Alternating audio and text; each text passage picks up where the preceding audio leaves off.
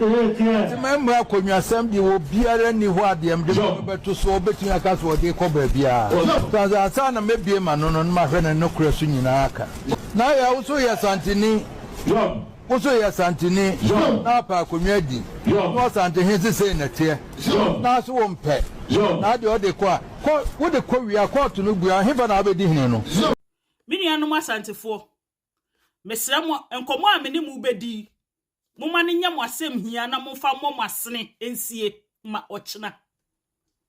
Ni nyina ne se political party bi yen hyehyeye se oba power na wama yewura otumfuo na hinnie eni asanteman ahinnie aba fom no watietia so ama loa se asante ne be ma low because of hyehyeye bia ono president bia ono oso wotumi obe hyehye anase obe bre asantefo ase yahini esunti no ode hyehye bi be bre yase a asante ni bia fa hye ni tirimu se edu sampomponso na Asantis yebeti ye ho afri Ghana Ashanti Kingdom. Nice GA. You obviously enemy the message enenam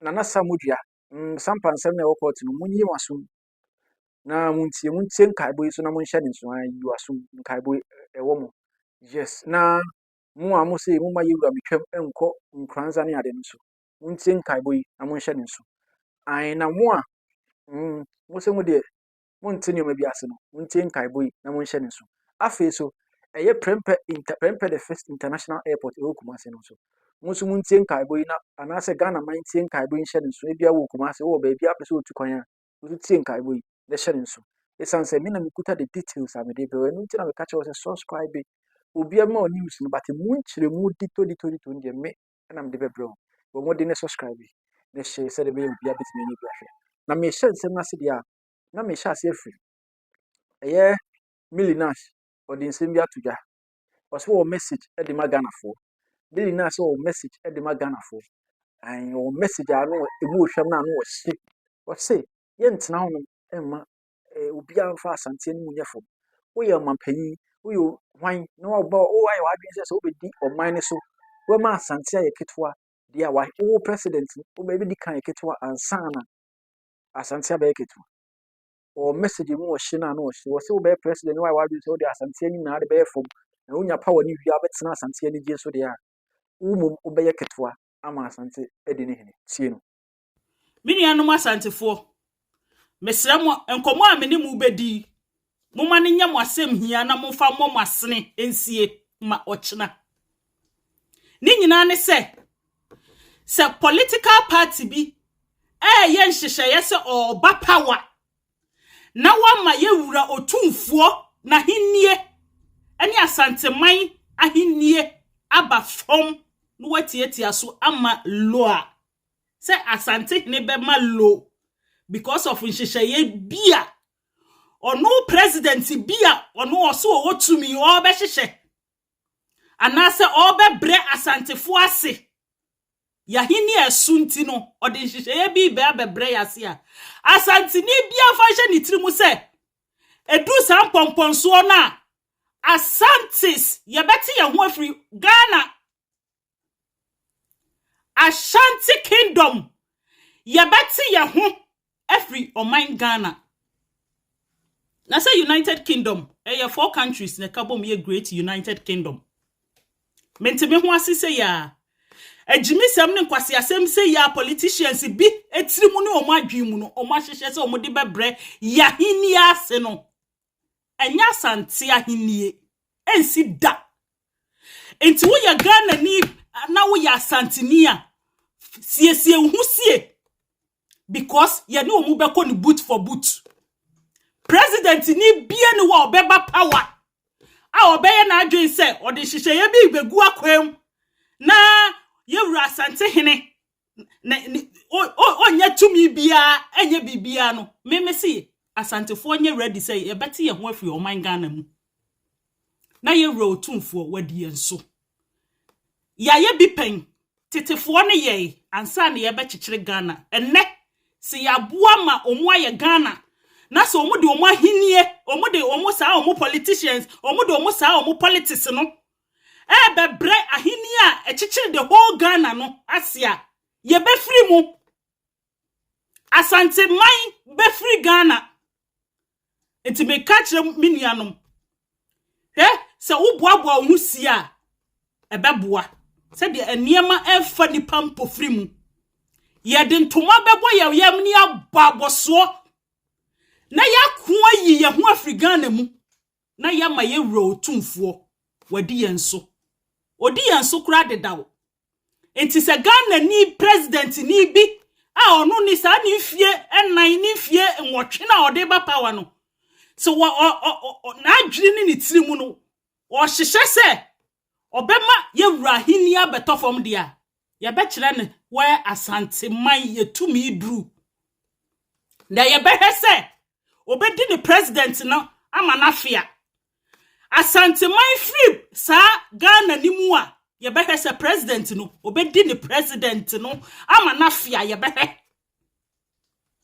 mo betena power bibia ye wura mo asade nanim no de ajeje besia mo politicians ni mpo mo sie sika mo politicians ni mpo sebi mo sese sika begu amanone krono na ye wura no hihye gold a na mo keka nkwase asem ne agimisem kire no gold na ne ye nananum ehwie mo jagu yansa na omunya sa gold na ehihye ye wura ni sika dwa wote so kra no mo no politicians no kra mo ba power se munya skadi ye wura nroro meboa onroro gold no fa me Ghana yie wo president no ba Ghana no de na abeye wo be sesa ahiafo ahokyire mu nyina mo sa sika ekosie asantini bia no ye ready because ahwe akunwo ye beko nsem na million na hye to da me dem ne ya adwene to do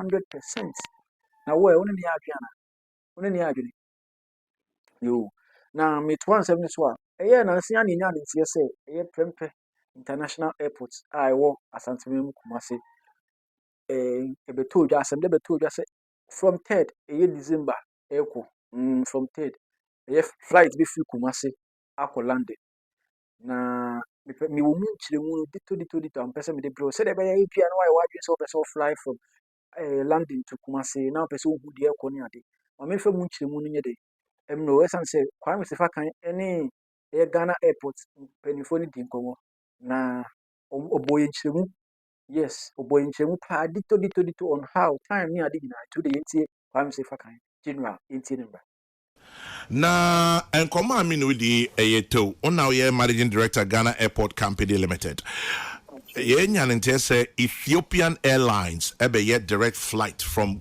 Kumasi Prempeh the First International Airport akọ London Gatwick niedi kan no kre me patcho you patcho no kre Ethiopian Airlines and Ghana Airport Company Limited are back into collaboration special flight that it will start on December 3rd Benadaya Airway.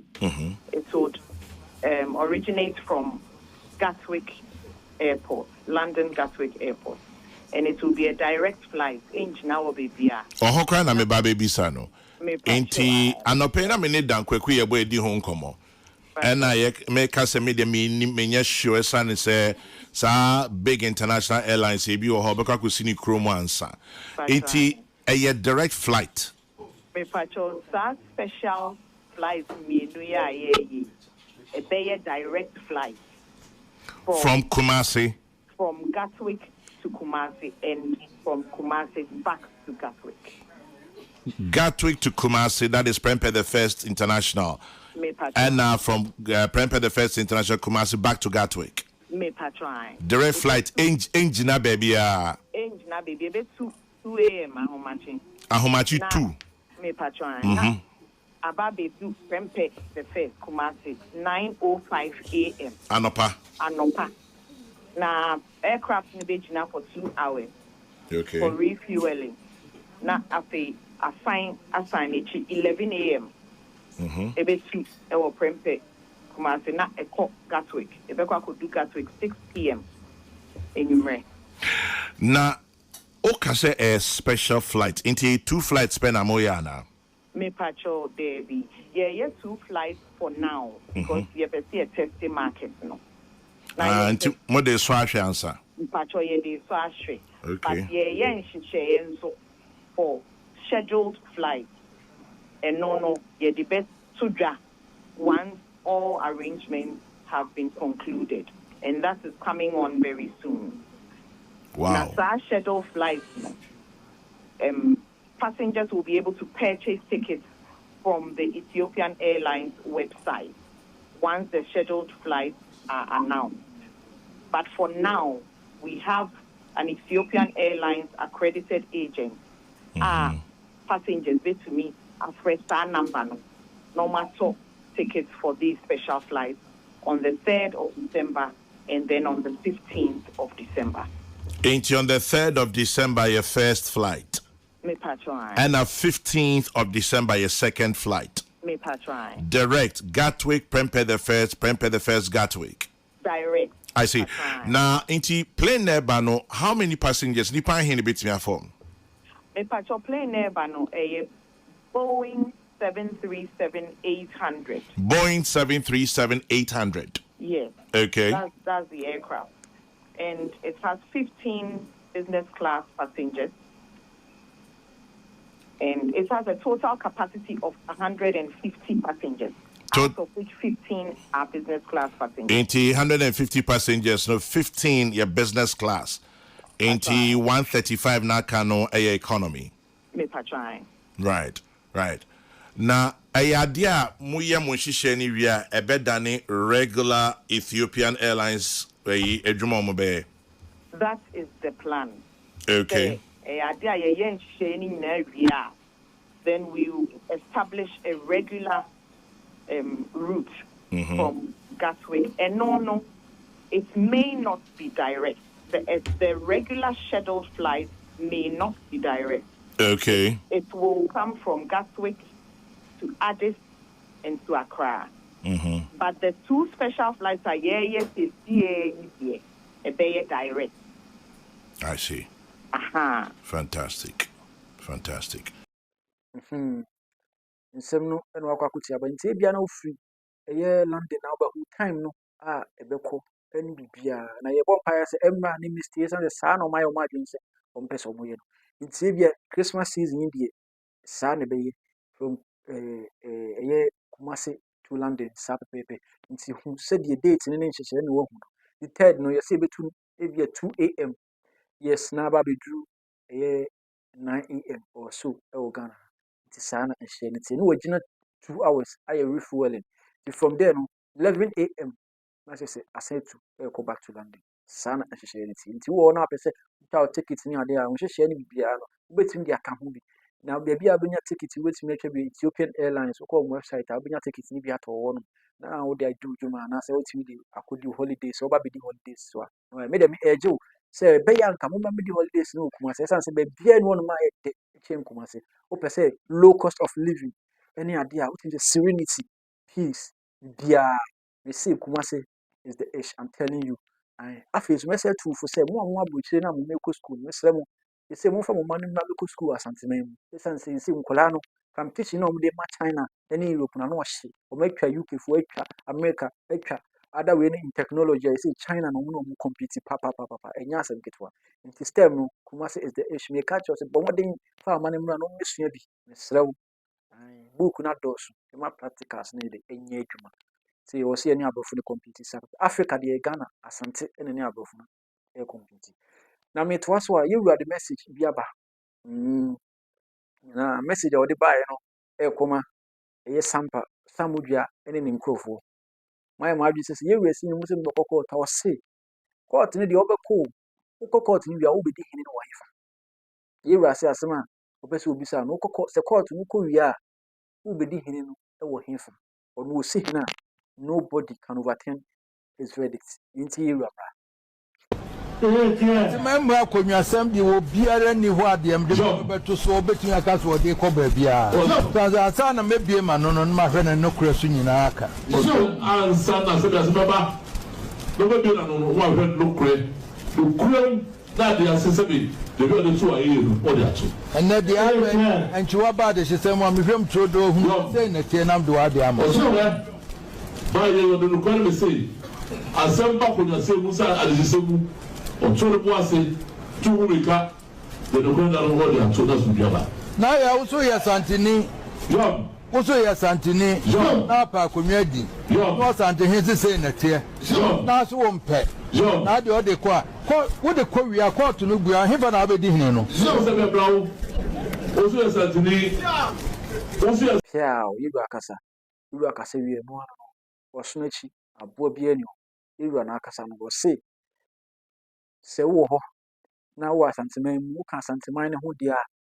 Osi hene wie de asɛm ne to baabi da. No kure mu ene mesi mu. De to dwa wie ade kɔkɔɔta. Energy any time na wo wisi no. Enkosi hwie because no kure ne mesi no de yɛ adwuma. And no kura waka entonfom da. Entonfom da. Sabe pepe na mento asɛm ne so. If I'm going to the marketing island, like almost say, or more co a Nkranza. Na some more can say, will be a bearman on Tinsukrum, only damage chain. I should be on this will be a bearman or so on it. The boy do no cocoshi, no a cutting can or so on your baby sequoia. Oh, my man, it won't. We are to a woman say, oh, or more Mocasandi or motor to go back. It's okay, come on, nursery. Or so moon is, there's so much, moon your mocha. You would rather send no more. Like I say, social media no trending on a form on a movie. I on so much now. Would you bear my be a bear man? On things you done a year communication. Another showdown, masterclass showdown is about to happen. Yes, now me the man who see now me Kyle say, Mr. Ye kwako twaba, ochina, and as a member there be now, Mr. Asumbi na yina. Otwaba na kufie. Na fena wa ma obi a ma otiko se ti asem ni o fena wa ma obi a ma otiko fena wa ma obi a ma otiko se wo ye de kokunto kwa ti asem ni fena wa ma ya nya o ye du ya misro pa asante man do wo ka ho bi na ye ku fena obi a mpushi me da se enne me da se pa se o ti share na subscribe misro subscribe ma mwati misro wa na share se de be ya me do video bi a wo so beti makraw